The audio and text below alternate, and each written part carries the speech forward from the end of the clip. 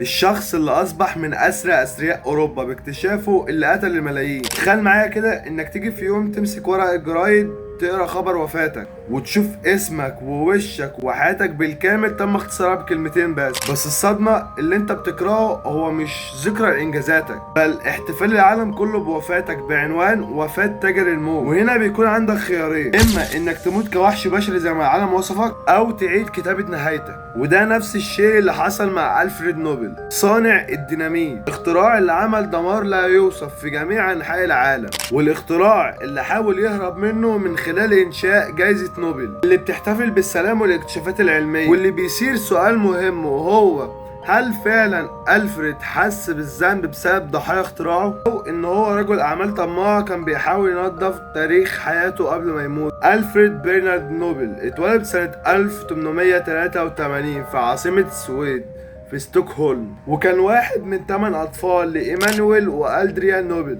بس من ما بين ال8 أطفال دول 4 بس هما اللي قدروا يكملوا حياتهم، بسبب إنه معدل وفاة الأطفال في الوقت ده كانت عالية بشكل كبير. وبالنسبة لوالد إيمانويل فهو كان مخترع ومهندس مشهور في السويد، بس من سوء حظه آخر المشاريع اللي اشتغل فيها كانت فاشلة، اللي أدى إن هو غرق في الديون وأعلن إفلاسه قبل ولادة ألفريد ب3 شهور بس. على مدار ال5 سنين والد ألفريد كان بيلاقي صعوبة كبيرة ان هو يلاقي شغل يعيشه هو واسرته، وبدأ ياخد قروض عشان يقدر يعيش. بس ديونه وصلت انه في سنة 1837 قرر ان هو يهرب من السويد، بسبب ان كل اصحاب الديون كانوا بيخططوا ان هم يبعتوه على السجن. وبالفعل قرر ان هو يهرب على روسيا عشان يبدأ يدور عن فرصة جديدة. اما بالنسبة لعيلته ففضلت في السويد، ومع غياب الاب عائلة نوبل عاشت اسوأ الظروف اللي انت ممكن تتخيلها، واطفال نوبل بدأوا يشتغلوا في اي حاجة بس عشان ما يموتوش من الجوع. ألفريد في الوقت ده عاش طفولته في فقر شديد، لكن في الفترة الصعبة دي هي كانت بداية هوسه على مدار حياته بالمال وازاي يجيبه.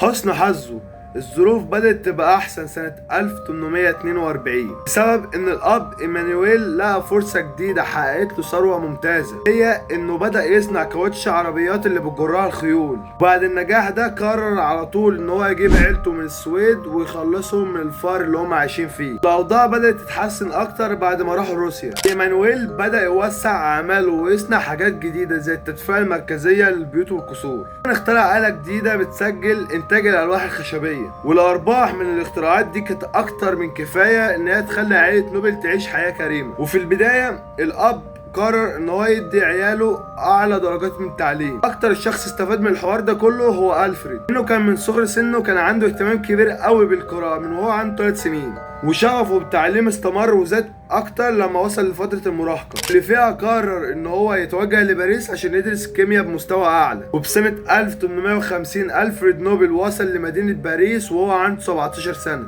والقرار ده غير مسار حياته بالكامل. بعد وصوله لباريس ألفريد درس تحت إشراف الكيميائي الإيطالي أسانيو سبريرو، وأسانيو كان كيميائي عبقري اتشهر بكل مساهماته في المجالات الكيميائية. لكن خلال فترة دراسته مع أسانيو ألفريد ركز على مادة كيميائية واحدة بس كان اختراعها من 3 سنين. المادة دي كان اسمها النيتروجليسرين. للعلم النيتروجليسرين هو سائل زيتي شفاف شبه المية بس بيعمل انفجار قوي، ان كمية صغيرة منه بتعمل انفجار عملاق. وطبعا ألفريد ركز في القوة التدميرية للمادة الكيميائية دي له فكرة، وكانت هتعمل ثورة كبيرة قوي في مجال التعدين الصناعي. لكن لسوء حظه فكرته وقفت في الوقت ده، لانه تم استدعائه عشان يرجع روسيا طلب خاص من والده. في الوقت اللي ألفريد كان بيدرس كيمياء في باريس، والده إيمانويل بدأ يصنع ويبيع أسلحة. خلال العلاقات اللي قدر يعملها في روسيا قدر انه يتعرف على امبراطور روسيا وهو الامير نيكولاس الاول. فعل بعد ما قابل الامبراطور ايمانويل عرض عليه فكرة جديدة، هي عبارة عن كرة حديد بتكون مخفية تحت البحر، وفكرة الاختراع هي انه اي سفينة من سفن العدو هتلمسها هتنفجر على طول. هنا كانت بداية الالغام البحرية. طبعا الامبراطور نيكولاس فهم الاهمية الكبيرة للمتفجرات دي، وفهم انه ممكن يحمي الشواطئ الروسية من اي غزو محتمل. وفي سنة 1854 روسيا اعلنت حرب على فرنسا وبريطانيا والامبراطورية العثمانية، حرب اللي احنا عارفينها باسم حرب القرن. وطبعا الحرب دي كانت فرصة ذهبية لإيمانويل نوبل، انه البحر الاسود هو كان الجبهة الرئيسية للمعركة. الدولة اللي هتسيطر على البحر ده هي اللي هتفوز في الحرب. على طول الحكومة الروسية فهمت وكلفت إيمانويل نوبل انه يعمل اكبر عدد ممكن من الالغام البحرية. خلت الطلب على الاختراع الجديد يرتفع بشكل كبير، لكن إيمانويل كان محتاج مساعدة كبيرة، عشان كده استدعى ألفريد من باريس عشان يساعده في مصانع الالغام. بس لسوء الحظ الطلب على الالغام وقف فجأة سنة 1855 بسبب مرض الامبراطور الروسي وبسبب انه رفض ياخد اي علاج طبي. وفاة الامبراطور نيكولاس كانت الضربة القاضية للجيش الروسي اللي جبر روسيا انها تعلن وقف الحرب وتنهيها سنة 1856. وفي الوقت ده ايمانويل كان استثمر كل ثروته مصانع الالغام والمناجم بتاعته. كان متفق مع الامبراطور انه بعد ما روسيا تفوز بالحرب ان هو هيعوضها عن كل التكاليف اللي هو صرفها. لكن بسبب استسلام روسيا وموت الامبراطور اعمال ايمانويل انهارت بشكل كامل، وكده عائلة نوبل اعلنت افلاسها للمرة الثانية. وايمانويل حاول ان هو ينقذ اعماله من خلال ان هو ياخد قروض جديدة انه ما قدرش يسددها. سنة 1859 قرر ان هو يسلم كل املاكه ومصانعه اللي في روسيا، وقرر يرجع للسويد هو ومراته وعياله الاثنين الفريد واميل. عياله الكبار لودفيك وروبرت كانوا في روسيا عشان يشغلوا مصانع ابوهم للملاك الجداد. كان بالنسبه لالفريد ما اعتبرش افلاس والده انتكاسه، بالعكس شافها فرصه العمر لانه اخيرا هيقدر يركز على الفكره اللي جاته من كام سنه في باريس. بعد ما وصل ستوكهولم الفريد انشا اول مصنع للذخيره سنه 1862. المصنع ده كان مفتوح عشان يلاقي طريقه يستخدم فيها النيتروجليسرين. في الوقت ده كانت الطريقه الوحيده عشان يستخرجوا بيها المعادن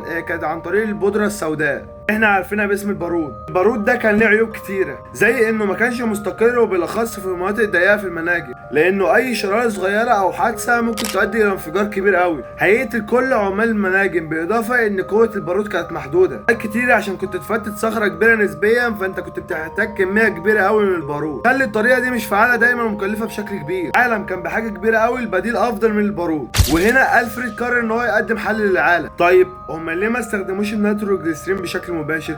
لانه بالفعل لما قارنوا النيتروجليسرين مع البارود لقوا ان قوه انفجار النيتروجليسرين جباره لكل المشاكل. والسبب الاساسي كان بسبب اكبر عيوب النيتروجليسرين، هو انه على الرغم من قوه انفجار الماده دي الا ان الماده دي كانت خطيره وما كانتش مستقره، يعني انك لو هزيتها بشكل بسيط هتنفجر، وده اللي بيخلي استخدامها في المواد اللي انا ذكرتها شيء مستحيل. فكره انه يستخدم النيتروجليسرين جت في باله، واول محاوله فكر ان هو يستخدمها انتهت بمأساة كبيره، لانه في سنه 1864 الفريد وهو بيستخدم النيتروجليسرين الخام ادى الى انفجار كبير وادى الى انفجار مصنعه ووفاه اخوه الصغير اللي كان عنده 21 سنه. لما ايمانويل سمع بخبر وفاه اصغر ابنائه جات له سكته دماغيه ومات على طول. الفريد اقتنع ان الماده دي ما ينفعش تستخدم بشكل خام، لكن بعد فتره من موت والده واخوه الفريد بدا يفكر انه يبدا يسيطر على النيتروجليسرين باي طريقه، وبالفعل هوسه بالسيطرة على المادة زاد فترة بعد فترة، وفي الآخر أدى لأهم الاكتشافات في تاريخ الانفجارات. وفي سنة 1887 ألفريد وصل لاكتشاف غير العالم، وهو إنه في يوم من الأيام بالصدفة اكتشف إنه لما تخلط قشور الطحالب المتحجرة وصخرة النيتروجليسرين بيتحول لمسحوق. المسحوق ده كان مستقر بشكل كبير، على إن هو كان بيقدر يحفظ قوة تفجيرية كاملة للنيتروجليسرين. او ممكن نقول بشكل تاني ان الفريد اخيرا سيطر بشكل كامل على النيتروجليسرين. وبعد الاكتشاف ده سمى اختراعه الجديد باسم الديناميت، بعدها بدأ يبيعه بكبسولات تحت اسم ديناميت نوبل اكسترا. بس تخيل انه ما كانش في حد ولا حتى الفريد ذات نفسه انه يتخيل التغير الجذري اللي كان يعمله اختراعه ده، زي هو غير العالم. واول حاجه عملها الفريد ان هو قدم على براءه اختراعه في جميع الدول الكبيره في العالم، وما عداش وقت كبير لحد ما الديناميت هو بقى المنتج الاكثر استخدام في اعمال هدم في جميع انحاء العالم. تميز بقوه التفجير الكبيره وسهوله نقله، ان استخدامه كان بسيط، وكان هو المنتج السحري اللي ابهر كل عمال المناجم العالميه.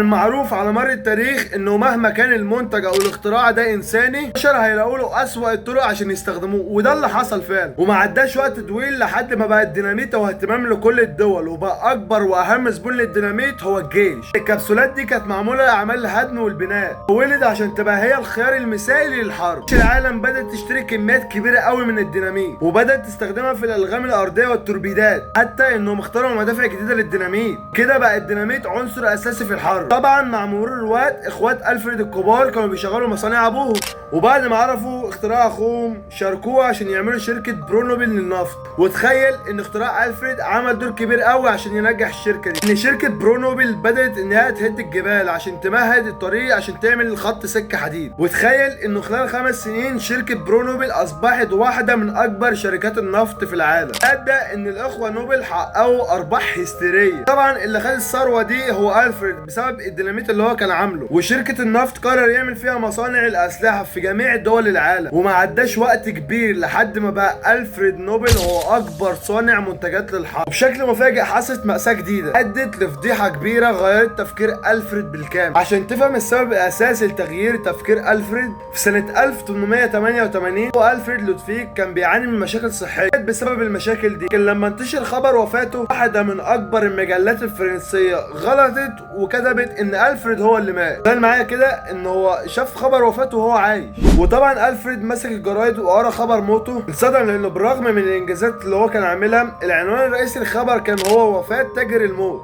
جزء من الخبر كان بيقول ان الدكتور ألفريد نوبل اصبح غني من خلال ايجاد اسرع طريقه لقتل الناس. وبس انتشر الخبر ده، ألفريد انصدم بشكل كبير، كان متضايق من نظره العالم ليه وبدا يعيد في تفكيره وانجازاته. اول مره اكتشف ان العالم بيبص له بصه ان هو وحش بشري. طبعا في كتير صرحوا وقالوا ان الحدث ده هو اللي غير تفكيره بشكل كامل، ولكن جائزه نوبل كان اختفى. بعد وفاته في سنه 1896 ألفريد ما اتجوزش نهائي وما جابش ولا طفل، والعالم كله كان بيتكلم عن الملايين اللي هو سايبها دي كلها. لكن لما تم نشر وصيته بشكل علني الكل اتفاجئ، لانه امر بشكل واضح انه يتم تصفيه 94% من ثروته اللي بتعادل دلوقتي 200 مليون دولار، والملايين دي هتكون مخصوصة بس للمؤسسة الخيرية، وهتدي جوائز سنوية للأشخاص اللي بيقدموا أعظم فوائد للبشرية. فئات تشمل فيزياء، كيمياء، وطب، وأدب، والسلام. والجائزة دي اللي احنا بنعرفها النهاردة باسم جائزة نوبل، الجائزة اللي اتقدمت لأعظم عقول في التاريخ، هي ألبرت أينشتاين وماري كيوري، مارتن لوثر كينج، ونيلسون مانديلا.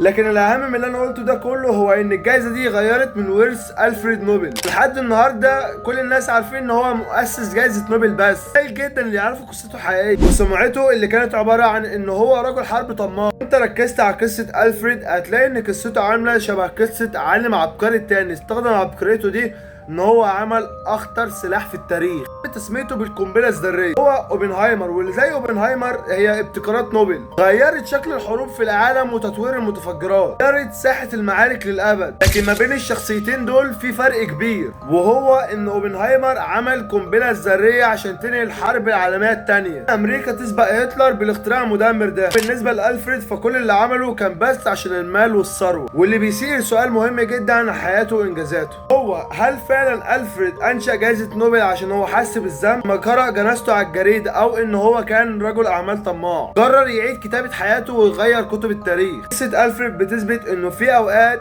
ان ورث الانسان ممكن يتغير حتى بعد موته، بالرغم انه ماضيه كان معقد، انه التأثير الكبير لمؤسسته الخيرية مش هنقدر نكرره تاني. ولكن مع ذلك في ادلة بتشير انه انشاء جائزة نوبل كانت خطوة محسوبة من ألفريد بشكل دقيق يمسح ماضيه الاسود من التاريخ. لكن على سبيل المثال في الوقت اللي ألفريد كان بيفكر انه يعمل جائزة نوبل، ألفريد كان لسه بيمتلك وبيشغل 90 مصنع للأسلحة في العالم كله، وفعلا كان بيهتم بالسلام والمؤسسات العلمية، فليه ما قفلش المصانع دي؟ قراءة خبر موته وشعوره بالذنب، لكن لسوء الحظ احنا في يومنا الحالي معناش اي ادله او متاكدين من نوايا ألفريد الحقيقيه. حتى لو كانت نيته سليمه وصادقه فكرت فيها هتشوف تناقض كبير، انك فكرت انك تستخدم الفلوس اللي انت بتكسبها من الحروب ومصانع الاسلحه ان انت تمول بيها السلام. والاكتشافات العلميه تعتبر فكره غبيه ومتناقضه، ودي شبه الغسيل الرياضي. المصطلح ده لو انت اول مره تسمعه تقريبا زي غسيل الاموال، يعني لما الدول او افراد او شركات بترى الاحداث الرياضيه المشهوره تحسن سمعتها السيئه، الخطوه دي بتكون لصرف انتباه الناس عن الافعال الغير اخلاقيه اللي هو عملها، وزي اسلوب الرومان زمان الكوليسيوم الروماني اللي فكرتها ان هم بيقدموا رياضات خطيره بيمارسها العبيد وتتفرج عليها بشكل مجاني، ينسوا الشعب الفقر والاوضاع الصعبه اللي هم كانوا عايشينها. واتمنى ان انت تكون استفدت واستمتعت بالحلقه. لو عجبتك الحلقه ما تنساش تدوس لايك، واتمنى منك تشترك معايا في القناه لو انت لسه جديد،